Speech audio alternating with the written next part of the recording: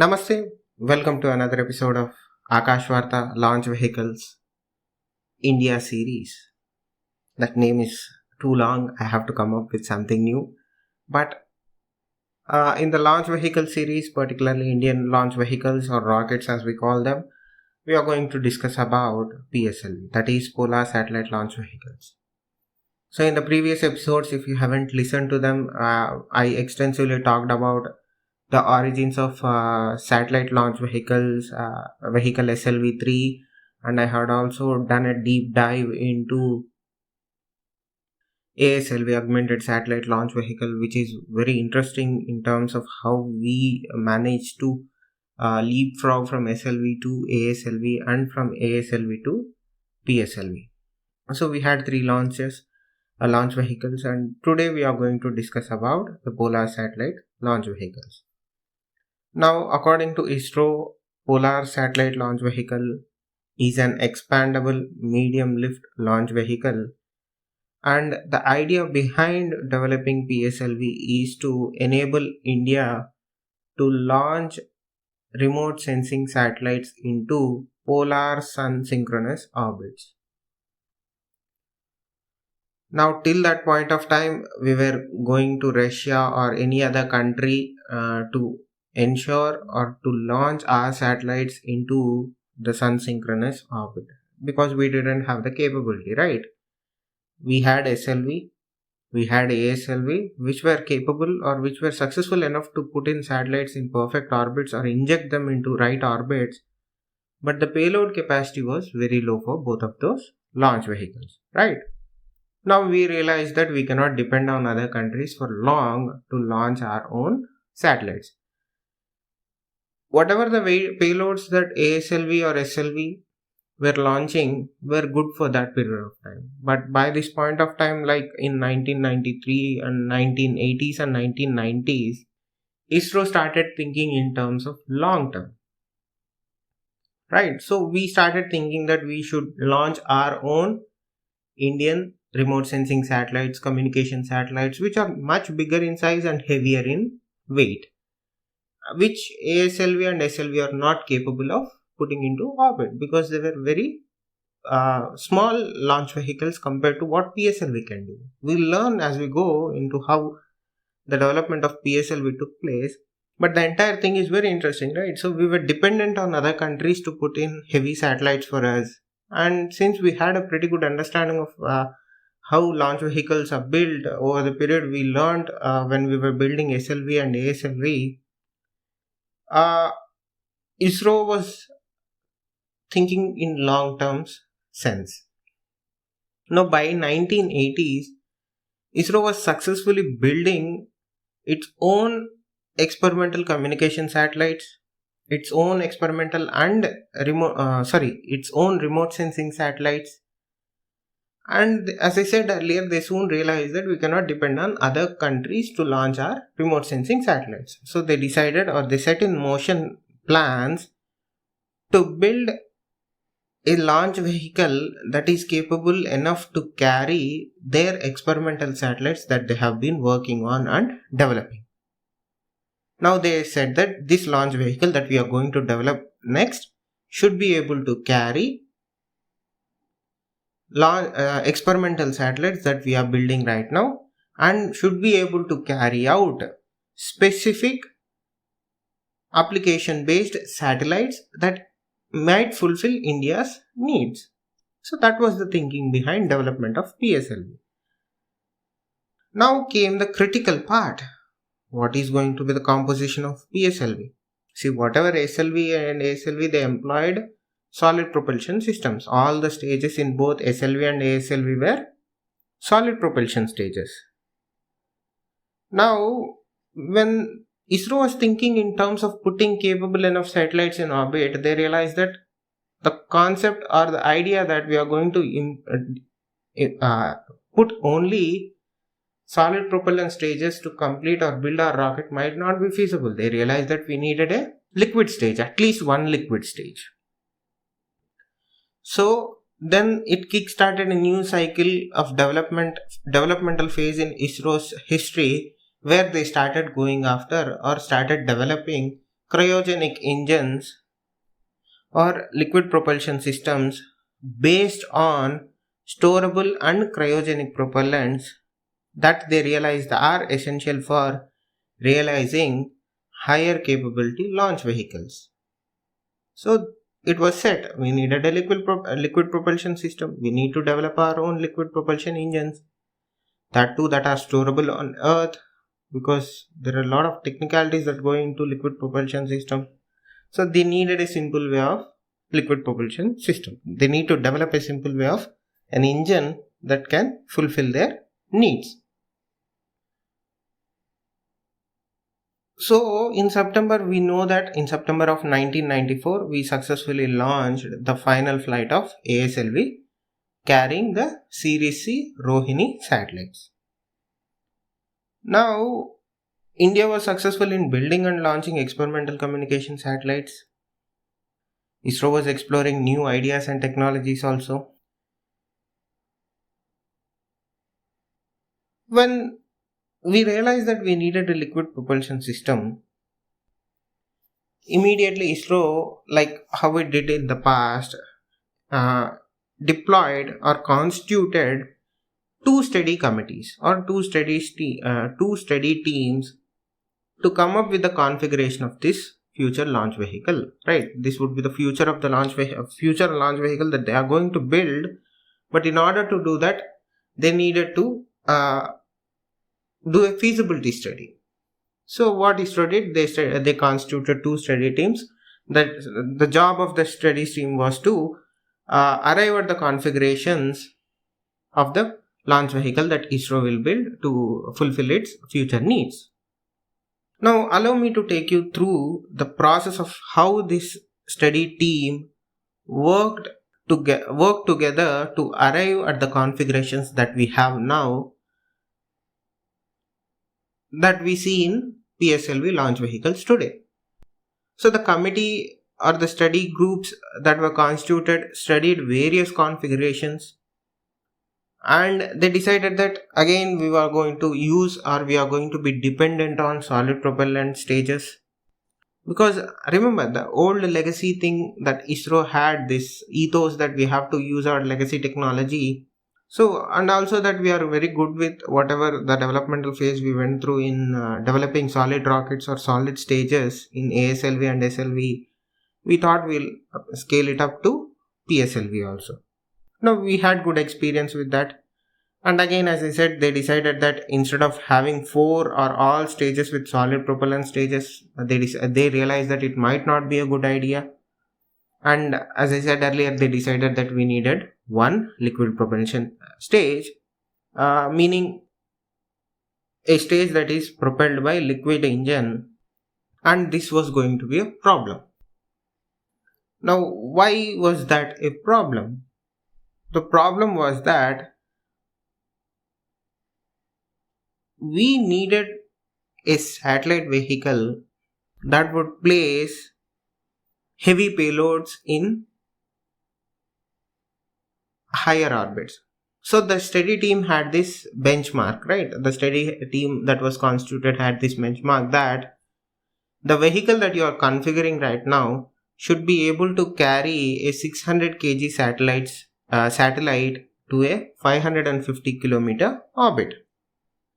Now, when the study team was coming up with different configurations and permutations as to how this vehicle will, or what are the details of the technical specifications of this vehicle will be, particularly the 600 kg size of the satellite threw all the calculations into a gibberish kind of a thing. So that might not be the right word. See, the problem that they encountered was that this particular 600 kg weight was a problematic to come up with specifications.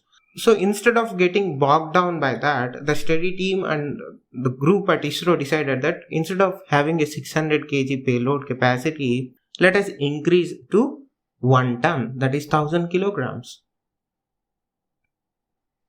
And they increased the orbit height also. Instead of it being a 550 kilometer orbit, they decided that it is going to be, it can be capable of putting a satellite in a 900 kilometer polar orbit. So let me repeat, when this benchmark was set, they didn't know that it is going to be a problematic issue. When they were working to tune that specifications of the vehicle so that it meets the benchmark, they encountered many problems. To overcome the problems, they scaled up the vehicle itself. Instead of carrying a 600 kg satellite, now it can carry a 100,000 kg satellite, meaning 1 ton satellite. Instead of being able to reach a 550 kilometer orbit, now it can reach an orbit of 900 kilometers, which is a polar orbit, which is more advantageous for us.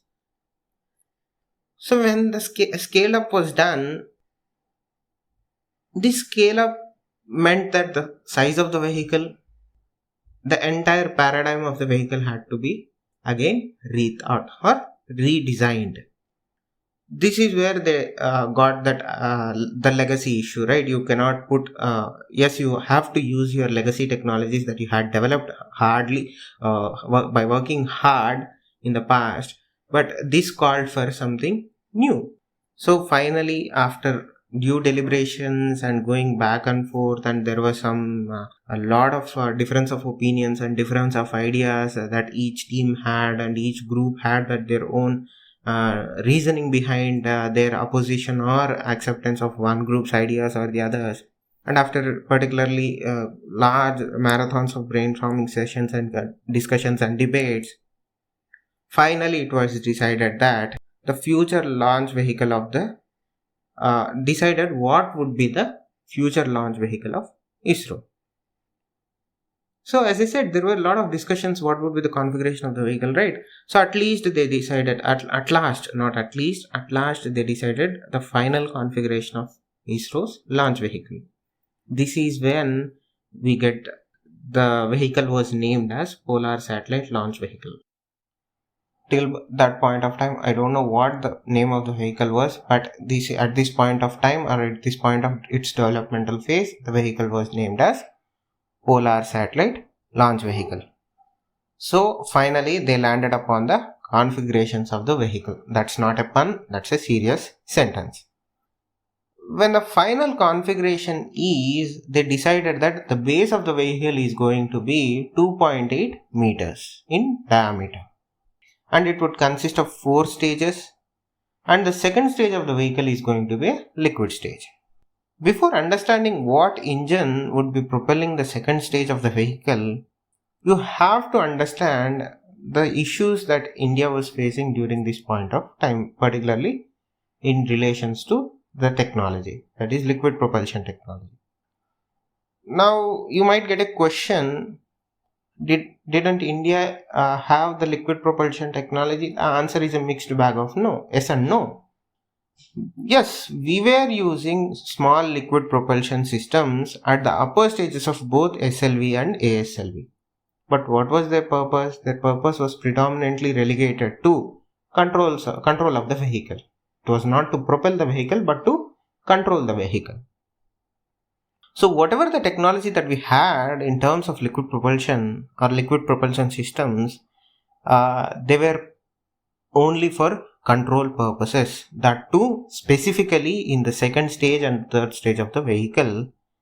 And we realized that we needed a system that is far more advanced than what we were employing right now, or what were being used in the second or third stages of the vehicles.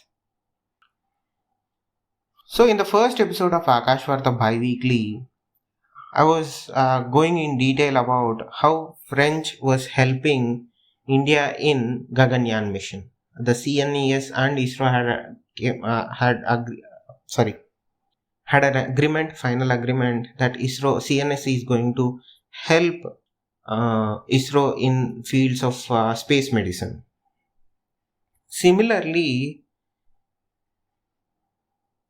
so the CNES agreement is CNES of French is going to help India develop critical technologies for treatments in space, that is space medicine. I don't know the official name of it. I apologize. And they are going to train our astronauts in space medicine, right? How they are going to train Gaganyaan Vyomanauts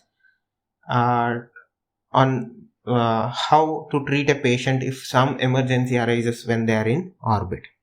Now they are going to supply the medical equipment also for Vyomanauts in Gaganyaan mission. So it was a comprehensive agreement that we had with the French CNES, that is their space agency. Coming to that point, do you remember in the first episode of SLV I was talking about, if you haven't listened, please go back and listen. That's an interesting episode. But coming back to this, in that episode I discussed about how the Japanese were helping Indians in terms of sounding rockets technology, right? Our scientists were being trained at the earliest version or the erstwhile version of the JAXA space agency that is right now, and we were getting a lot of help from them in terms of that technology or that science. Likewise, at this point of time, while India was talking about developing its own polar satellite launch vehicle, European Space Agency was also developing a similar kind of vehicle to put larger payloads into higher orbits. You might know the vehicle also. It's Ariane 4. Forgive me for the name pronunciation, but that is how I pronounce it. If you have any suggestions as to what is the right way of the right pronunciation of the word Ariane, please leave a comment anywhere you find this episode at. So they were developing this Ariane 4 launch vehicle to placate to their own similar needs, to put heavy satellites in higher orbits. So we were looking for a liquid propulsion system, and particularly a liquid propulsion system or a liquid propulsion engine that could help India's goal of putting heavy satellites in higher orbits. So as I said, ESA was also building the Ariane 4, and they too were looking for an liquid propulsion engine for their launch vehicle Ariane 4. So, the European Space Agency reached out to a French company called Société Européenne de Propulsion, SEP. That's a mouthful name, but I'm going to call it as SEP for easier communication purposes. So, European Space Agency reached out to a French company called SEP and given them the contract to build a liquid propulsion engine for their Ariane 4 spacecraft or launch vehicle. Now, when this was being done, India reached out to SEP and we had an agreement with them. What was the agreement? See, the SEP was developing an engine called Viking engine. Viking engine is a liquid propulsion engine that would propel or that would support the Ariane 4 launch vehicle of rocket of European Space Agency. So we reached out to SEP and we asked them that can we have that engine? So SEP agreed to that proposal and we had an agreement with SEP. Right? The agreement is the agreement of transfer of technology, meaning they are going to transfer the technology in terms of everything related to Viking engine to ISRO in exchange for something. So finally, the Viking engine, which was going to power the booster of Ariane 4 and also the second stage of the Ariane 4 vehicle, will be given to ISRO also. So finally in the year 1974, ISRO and SEP signed an agreement. See, this agreement is very interesting, right? So generally what does an agreement involve? Exchange of money for something, right? But this did not happen in this agreement. It was a very unique and a peculiar agreement that ISRO had with SEP. So this agreement was unique because of two things. On the first level, the core agreement is that the SEP will transfer the technology of Viking engine and pressure transducers. Google pressure transducers, they are very interesting thing. Maybe in future episodes I'll explore pressure transducers also. On the second level, The agreement was unique in the sense that it did not involve any money, right? I said you, this is a very interesting and intriguing agreement that ISRO had with SEP. Now, when I say money was not involved, what did SEP get in back for giving us the Viking technology? See, they, instead of accepting money or instead of ISRO paying money for them, both ISRO and SEP reached an agreement or a specific arrangement between both the companies that they'll supply the engine technology and they'll supply the transducer technology to ISRO, but in return, ISRO had to fabricate and build 7,000 transducer to SEP and also provide services of ISRO engineers equivalent to 100 man years. Think about it. Think how interesting this agreement is. So, you can interpret that the agreement as you wish, but remember, we were trying to leapfrog at something too far in the future. See, we were trying to leapfrog at least a few generational developmental phases, right? Because we didn't have enough technology to come up with our own liquid propulsion system at this point of time. So we were trying to leapfrog at least a few generations of developmental hell that India had, if not for this agreement, India had to endure. So I think it's a win-win situation for both of us because we got the technology, they got the parts. So that's a win-win situation in my book. So this is where my research got a bit sad, right? When I was doing the research for this particular video or audio or whatever, wherever you're seeing this is where I got a little bit kind of sad, because while I'm doing the research for this PSLV vehicle, simultaneously I'm doing proper research for the backstory of GSLV also. I told you, right, the final episode of this India launch vehicle series is going to be about cryogenic engines. Please subscribe for that. That episode is going to be really interesting because you need to know the history behind India's struggle behind cryogenic engines, right? So we know how hard it has been for India to access cryogenic technology and how we were denied cryogenic technology, and this bit of news that I'm going to share now is going to make you a little bit, if not sad, at least pause for a moment.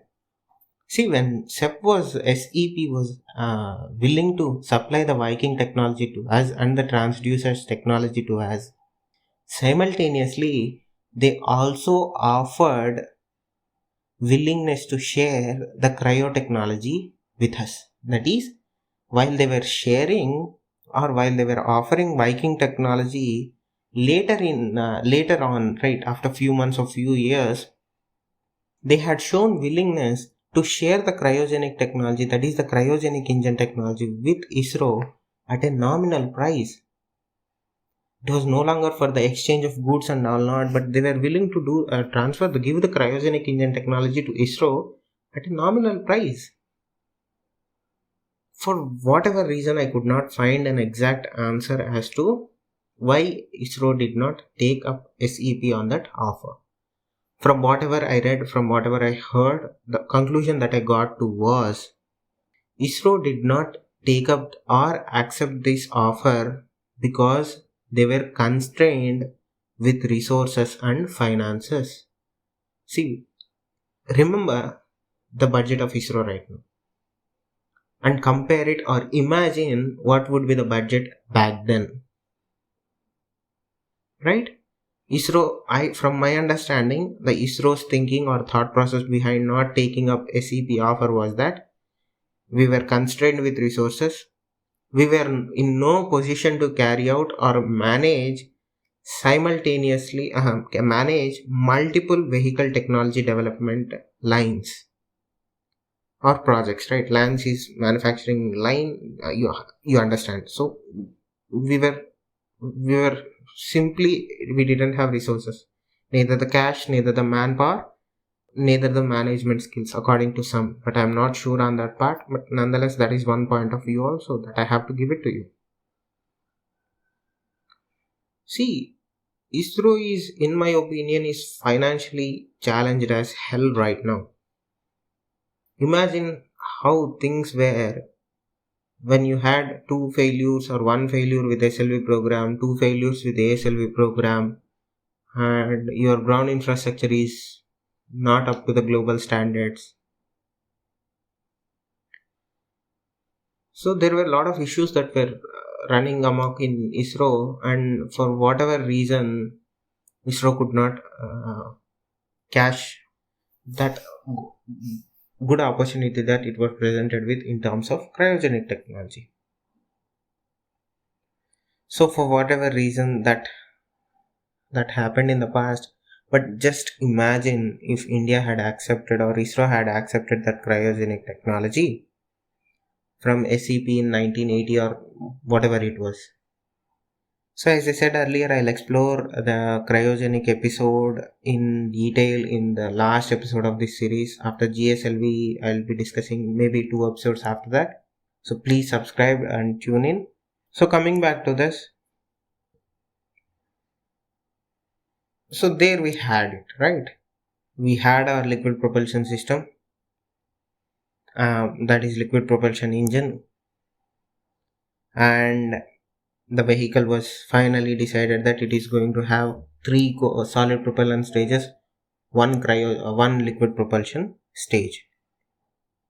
Now it was also decided that the vehicle will have 6 strap-ons of 1 meter diameter, and these strap-ons were directly taken out from SLV3 first stage. See, the legacy thing still reflects here.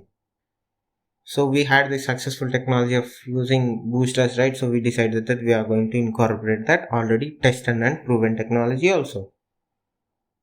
So at this point of the developmental phase of the vehicle, a critical decision was taken, keeping the mission requirements in mind. It was decided that the top solid propellant stage was going to be replaced with a liquid propellant stage.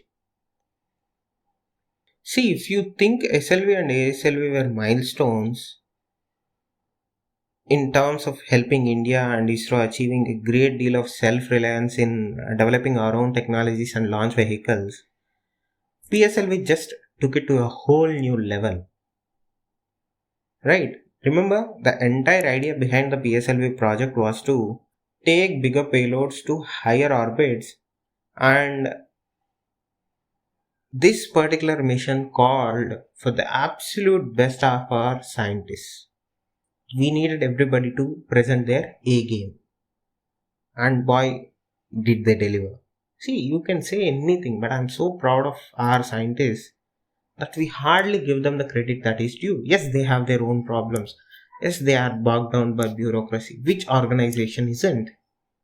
So that's for another thing. Yeah, let us celebrate our scientists. Let us celebrate our achievements. Let us give them the due respect that they deserve. Let us not concentrate on what is not working. Let us try to help them so that they don't have to face all these issues. Coming back again, I get distracted so easy. So coming back, we learned our lessons at this point of time, particularly with the failures of ASLV, where we saw specific failures taking place in second stage of the launch. And by this point of time, we learned enough, or our experience was good enough that we decided that we are going to allocate more time and more resources to simulations and testing on the ground before the vehicle has been integrated or been taken to the launch pad or assembled. So we were conducting more tests on the equipment, we were conducting more simulations, and we were testing the vehicle under more scenarios to see if any error gets thrown up or thrown out. So we were developing, this helped us to develop redundancies into the launch vehicle itself. So day by day we were getting better and better, and day by day our success rate of the mission was increasing. So when this testing and modeling and simulations were being carried out, we were able to identify mistakes in the initial stages themselves, and we were able to rectify them then and there. And in addition to all of this, we were able to identify points of failure in the vehicle itself when we were rigorously testing them, and we were we were getting to a certain point where we were detecting failures and errors even before they happened. That is how good we were becoming. So that is what I meant when I said PSLV took it to a whole new ball game for India in terms of rocket technology. We were getting pretty good at it. That's the honest truth. So like all the earlier projects of ISRO, the ASLV, SLV, our launch vehicle ambitions in regards to PSLV were not without its own issues. See, ISRO India as a whole was going through a rough point in time. It was a rough period for India globally, right? India was going through a very rough patch. So, for whatever reasons, for whatever political reasons, India was being isolated by other countries for whatever reasons that we are not going to go. So that we'll relegate ourselves to the launch vehicle aspect of it.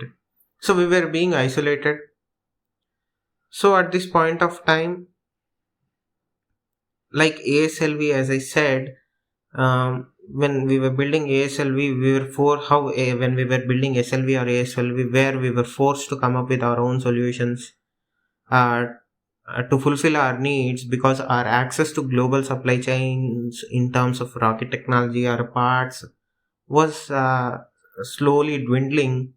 Right, like that, the similar thing happened here because of this pressure that was put on India, or the blockade that was put on India in terms of this technology. India was unable to access the parts that it need to build PSLV. So like how we build our own things in the developmental phases of SLV and ASLV, India also decided that we are going to build our own components.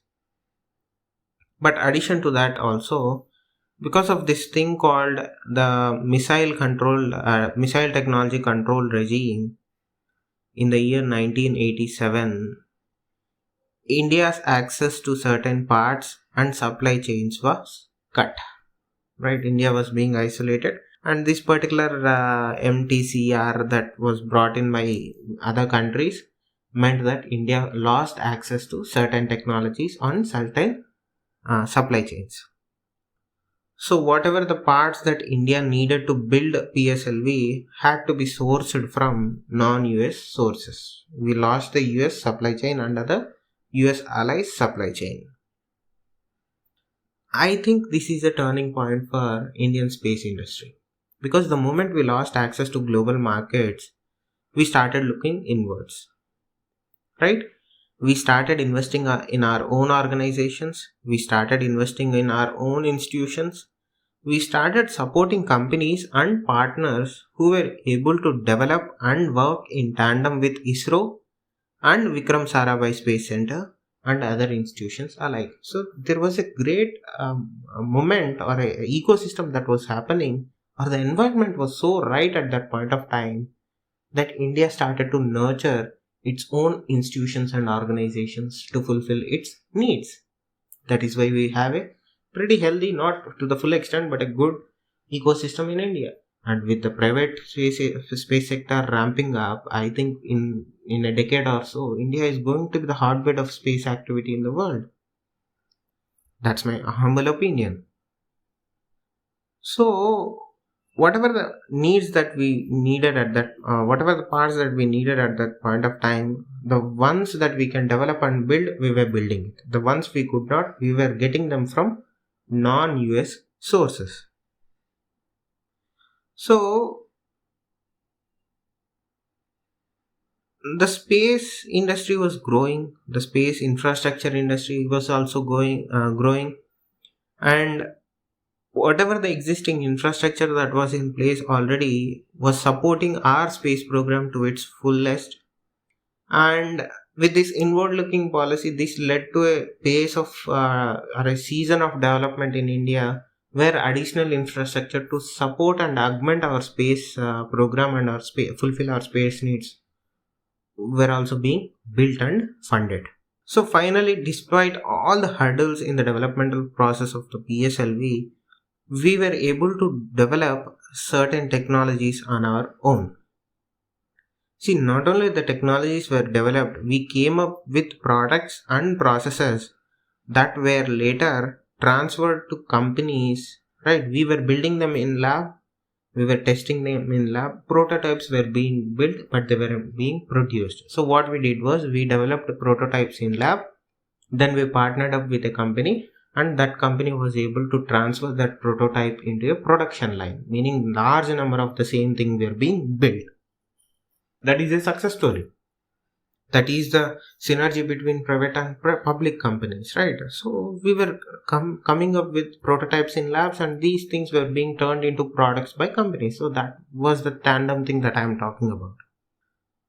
So to just give you an example of the technologies that we were developing for PSLV, one thing that you have to understand is we developed the first stage motor, we developed the third stage motor. We were developing higher equipment with higher precision because these vehicles have to place that satellite in a precise orbit, so everything has to have zero error or minimum error in them. So we developed new algorithms and tested and developed new control system algorithms. We also came up with a thrust vector for our additional stages. We came up with thrust control systems also for the first stage.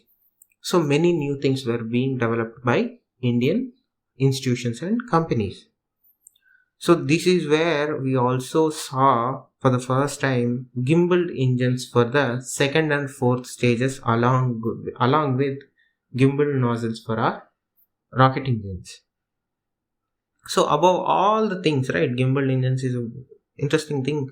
Just Google gimbal engines, you'll understand what I'm talking about here. So above all the things that I have said, we were also getting good at one more thing. Remember when I told you we denied or we were unable to accept SEP's offer of cryogenic technology because, or one of the reasons that we weren't able to accept SEP's offer in cryogenic engines was that our mission management capabilities were questioned, or we were not confident enough to handle multiple production lines of different vehicles. Now, because of all the development hell that we went through because of the isolation of India and loss of access to critical parts from outside sources or global suppliers, we were actually getting excellent in mission management skills. Yes, you are able to build a rocket, but the important aspect that attaches or glues everything together is the mission management capabilities. We were getting very good at it. We were becoming excellent at this point of time.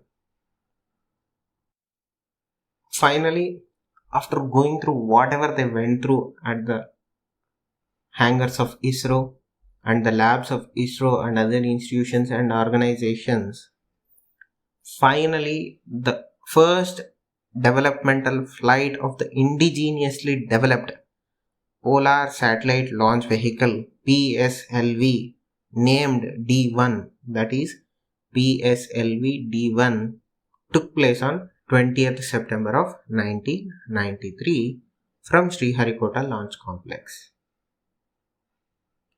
Now, the mission of PSLV D1, or the objective of PSLV D1 was to place a 1-ton class remote sensing satellite in polar sun synchronous orbit. So what was it carrying? The PSLV was carrying a 846 kg IRS-1E satellite. See, this is where I have a little bit of ambiguity. When you look at the Wikipedia and ISRO's official page regarding this mission, they define or term it as a failure. So, like how I discussed in both earlier episodes, how do you define a failure? So, what was the reason that this mission was termed as a failure or identified as a failure? So, the mission was to place that 846 kg satellite um, in about 350 kilometers orbit, right? So, the vehicle failed to attain the required injection altitude and the velocity conditions to put the 846 kg satellite in perfect orbit. That was the issue. It didn't have enough velocity, or it could not attain enough velocity conditions, and it could not attain the required altitude to put that vehicle in the right orbit. So, in layman terms, in simple man terms, the vehicle could not place the satellite in its intended orbit. Is that the only issue? No, the answer is no. That was not the only issue in the mission. There were other issues in the vehicle itself and certain sequences in the launch vehicle. Now, what are they? To name a few, the vehicle was performing flawlessly until the second stage, and this is where things started going wrong. Till the second stage of the vehicle in the launch, the vehicle was performing flawlessly until second stage. Remember here. Things actually started going wrong with the initiation of the third stage. When the post-launch analysis or the post-mortem as we call it was being done, they realized that there were certainly large disturbances that were being created in the second and third stages of the vehicle. And they also found that there was a programming error that was creating a lot of disturbances which were left uncorrected. This was not the end of the issues there. The other thing that they realized and were appalled to find was that there was a case of non-ignition of 2 of the 4 retro rockets during the second stage separation, which meant that the second stage collided with the third stage when separation took place, which is very serious. So to get an idea of what I'm talking about here, the failure of firing of retro rockets is huge and critical, because when two stages separate, when the separation takes place, immediately the retro rocket should fire up and take away the discarded stage away from the active stage. Meaning, when the work of the second stage is done and it gets separated, immediately after the separation, the retro rocket should fire and take away the second stage away from the active third stage to prevent collision. But here what happened? 2 of those retro rockets failed, and instead of taking away that second stage, because of the high momentum and less resistance, the second stage went and collided with the third stage, which is active. So the entire purpose of this retro rockets was to prevent collision. And what happened? The second stage, due to its momentum, it went ahead and collided with the third stage, and because of this collision introduced a new set of disturbances in the vehicle.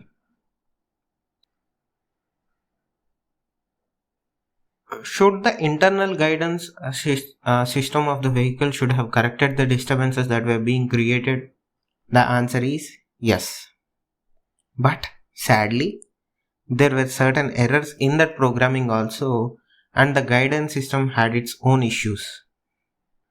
So, not only other issue that there were disturbances because of the collision of the second stage and some programming errors, the guidance system which was supposed to correct all these disturbances or noises or vibrations or whatever you see was also having its own issues in terms of errors. So, this was a clear case of understanding, or this was a case where there were not only issues with the vehicle, there were certain issues with the internal systems that are supposed to aid the vehicle itself. So because of all these issues, the vehicle failed to put the satellite in the intended orbits. So all these issues or errors compiled together led to the failure of the mission. This was the errors, this was the collisions, this was the disturbances. So all this played got mixed, and everything aided in the failure of the mission. That is what I meant by failured mission. See, this is where I'll try to pull you back. This is not the story to tell here. The story to highlight here is we developed and deployed many new technologies. So what was being done in this experimental flight was we were testing the systems that we indigenously developed. And with this successful testing of these missions, technologies, we were able to renew our energies and build our confidence. India can not only build small satellite launch vehicles, India can also build bigger satellite launch vehicles capable of taking 1-ton payloads to polar orbits, or a 500 half a ton payload to a geostationary orbit. So this was an achievement, and by no means a small achievement compared to all the things that we were experiencing or we were being forced to experience because of other countries. This was an absolute success. This was an absolute boost in the arm to our scientists. We got so much of data out of this mission that helped us to correct all the mistakes in the experimental D1 and aided us to successfully launch our next PSLV without any issues. For the next mission, we developed our new control systems. We were also able to develop autopilot systems. These are the few technologies that we developed. We developed our own autopilot system. We came up with new raw materials or new designs of raw materials or new composite materials, not even raw materials. We came up with new composite materials to reduce the weight of the vehicle to get the maximum output of the vehicle itself. Right, we developed new fabrication techniques again to reduce the weight of the vehicle. And mind you, these fabrication techniques, or at least developed or a higher sense of the techniques that we developed in the initial stages are being still employed right now to build our satellites now, our launch vehicles now. So, on top of all that, remember the mission management word? We were able to successfully manage the mission without any problem, and this was a success in my book, and it should be a success in your book also. It enabled India, it freed India to a greater extent in terms of self-reliance, in terms of rocket launches, in terms of payload capabilities.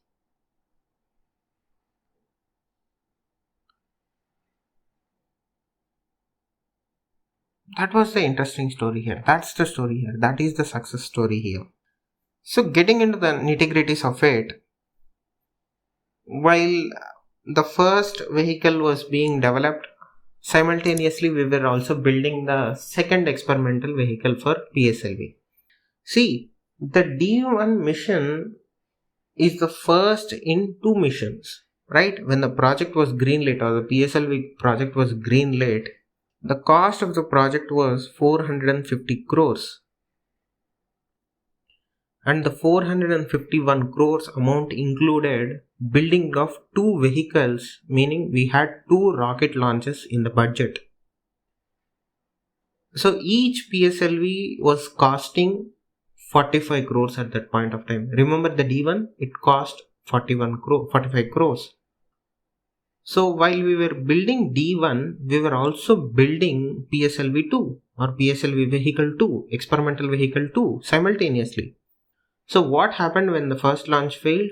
We took all the data, we took all the necessary steps and implemented or corrected them in the second launch vehicle. So that is why we were able to successfully build and successfully launch our second experimental PSLV. Now this 450 crore not only included the cost of the vehicles, the 450 crore budget included additional infrastructure. Remember, the infrastructure that was being built newly for PSLV will also be used for GSLV. We'll explore that when we come into GSLV aspect of our podcast series. So whatever the infrastructure that we are building right now will absolutely be used for GSLV also. So nothing is getting wasted here. Actually, we are getting double use out of a single product. So when you look at the PSLV trajectory or the launch, experimental launch from a scientific perspective, the first flight, that is PSLV D1, validated all of our subsystems that were developed for this mission. We were able to fine-tune our technicalities and techniques, and we developed our own engines, the Vikas engine. Oh, sorry, I forgot to tell you. The cryogenic engine that we use currently and that was developed from the help from the SEP, that Viking engine is Vikas engine. That is the engine that ISRO uses till this date. They had the Viking engine, we renamed it as Vikas engine. I absolutely forgot to tell you that the second stage cryogenic engine that we developed, or the second stage liquid propulsion engine that India developed, is Vikas engine, derived from the Viking engines of SEP, European Space Agency, and French company. So finally, after due corrections and due course corrections, in October of 1994, PSLV was successfully test flown for the first time. See, between 1993 and 2007 alone, we launched PSLV successfully 10 times with different payloads and adapters being employed each time. Remember, the initial idea of the PSLV was to carry payloads anywhere weighing between 600 to 800 kgs. With subsequent improvements and subsequent leapfrog improvements that we made in the vehicle, we increased the capacity of the vehicle itself. We increased the lift capacity of the vehicle from 800 kg to 1600 kg by its 8th mission. Look at the development, look at the lift capacity, incremental, monumental increase. Now, ISRO was able to adopt composite structures that we developed. We developed new firing sequences for the strap-on boosters. We also developed the important thing, that is the propellant that was being loaded into the boosters, because we wanted to get the maximum out of what we had with minimum input. By this point in time, PSLV has become so versatile platform that it can carry out a varied spectrum of missions. It can carry missions to low Earth orbits. It can carry missions to polar orbits. It can carry satellites to geosynchronous transfer orbits. And the vehicle itself had exemplary capabilities, and it is highly versatile vehicle. ISRO also developed a dual launch adapter for PSLV, meaning it can carry 2 satellites in a single launch. That is why ISRO has so many variants of PSLV to carry out or cater to different mission needs or mission requirements. So this is PSLV part 1, where we went through the developmental phase of PSLV. In the part 2 of PSLV, we will be going through the launch history of the vehicle, the technical specifications of Polar Satellite Launch Vehicle. This is the end of part 1. Please tune in to part 2 to pick up where we left off. In the next episode, we'll be discussing about, as I said earlier, the launch history of the vehicle and the technical specifications of the vehicle. Thank you for tuning into Akash Varta. Thank you for subscribing. Please do like, comment, share.